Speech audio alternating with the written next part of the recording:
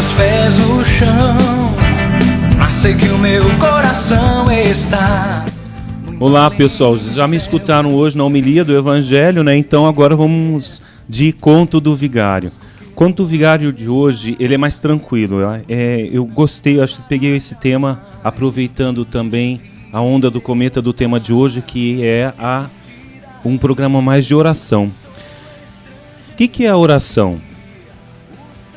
Tenho certeza que você já deve estar pensando aí. O que é oração? Rezar, orar, tal. Mas veja bem, de modo geral, costuma-se definir a oração como um diálogo entre o Criador e a criatura, entre Deus e os seus servos, seus fiéis.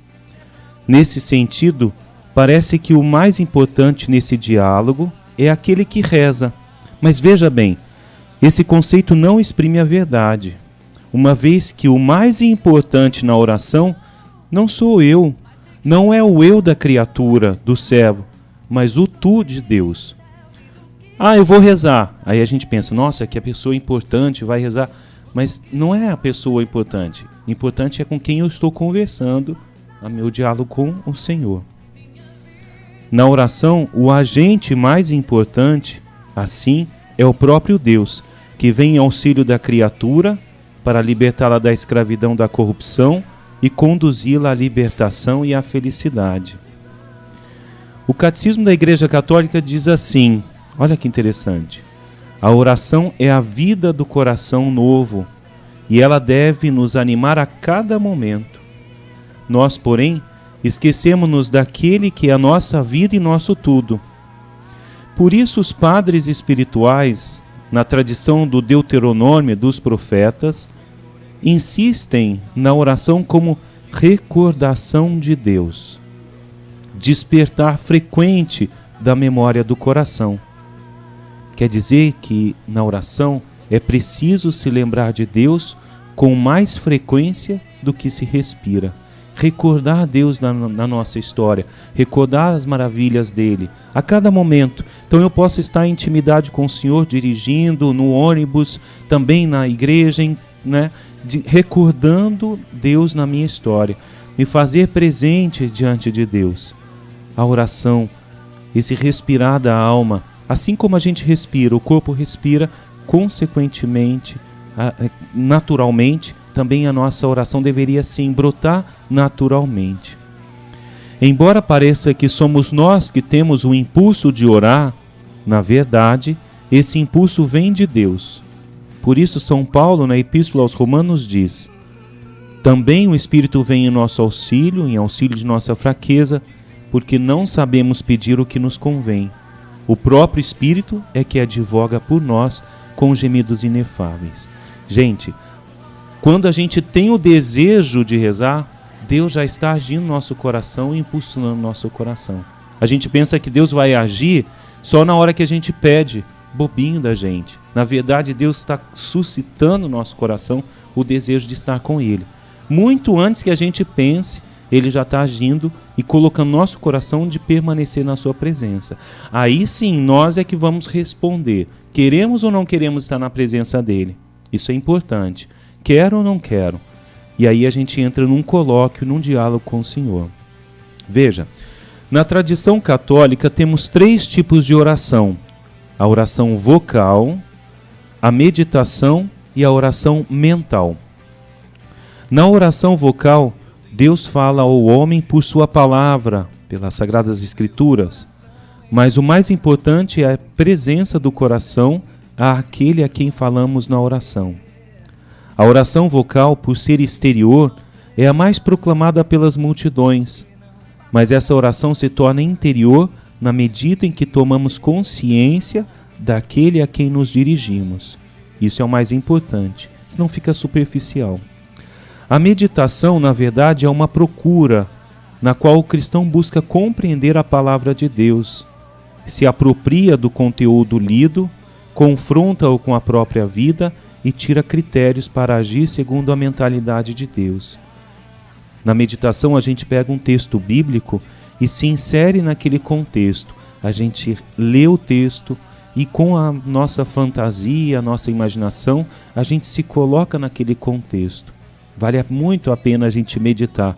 A meditação cristã é diferente de outras meditações aí que a gente conhece de outras espiritualidades orientais. O yoga, por exemplo, onde eu não penso em nada. Pelo contrário, a meditação cristã é fazer uso da imaginação e da fantasia e ir construindo dentro de nós aquele contexto das Sagradas Escrituras. Faça essa experiência domingo que vem. Na proclamação do Evangelho, feche os teus olhos. Enquanto o padre vai proclamando o Evangelho, vai construindo aquele cenário que decorre do Evangelho, não é? Vai construindo, vai entendendo, vai colocando-se dentro daquele cenário e acolhe aquela palavra como se você estivesse vivendo aquela própria realidade. Isso é a meditação. Finalmente temos a oração mental, que segundo o pensamento de Santa Teresa d'Ávila é apenas ele está entre aspas, né? Mas é um apenas grandioso, o fruto de uma amizade, em que conversamos muitas vezes a sós com esse Deus por quem nós sabemos ser amado. Quando você pensa em Deus, ele lhe diz coisas íntimas, só com o pensamento e os sentimentos do coração está fazendo a oração mental. Quando você, na missa, reza com todos os participantes as orações litúrgicas, todas elas da missa, quando reza o terço, quando reza o Pai Nosso e Ave Maria, em vários momentos do dia, aí você está fazendo a oração vocal. Jesus amava e praticava esses dois tipos de oração e nos ensinou a amá-los e praticá-los, tanto a oração mental quanto a oração vocal. Por exemplo, Jesus com muita frequência passava horas, às vezes a noite inteira, conversando a sós com Deus Pai. Isso aí é a oração mental. Mas também fazia a oração vocal, rezava os salmos, as orações tradicionais judaicas, participando do culto na sinagoga, nas festas do templo, e seguia todo o cerimonial litúrgico e as preces e cânticos prescritos na celebração da Páscoa judaica. A nós, Jesus nos pede, como ele, que façamos a oração mental. Quando orares, entra no teu quarto, fecha a porta e ora ao teu Pai em segredo. Mas ao mesmo tempo pede-nos que sentimos e vivamos muito a oração vocal. Ele próprio nos ensinou a mais bela oração vocal que existe, que é o Pai Nosso. E os primeiros cristãos aprenderam dele a amar a recitação dos salmos. Mas eu acredito que muitos de vocês tenham sempre ouvido isso. Eu não gosto de recitar fórmulas. Eu gosto é de rezar com os pensamentos e sentimentos que saem espontaneamente do coração. Isso é coisa de católico, isso é oração formulada. Muitos já disseram isso, mas infelizmente se esquecem de uma coisa. Veja bem, do nosso coração sai o que há realmente dentro dele, e nele nem sempre estão presentes todas as riquezas da fé, da esperança e do amor.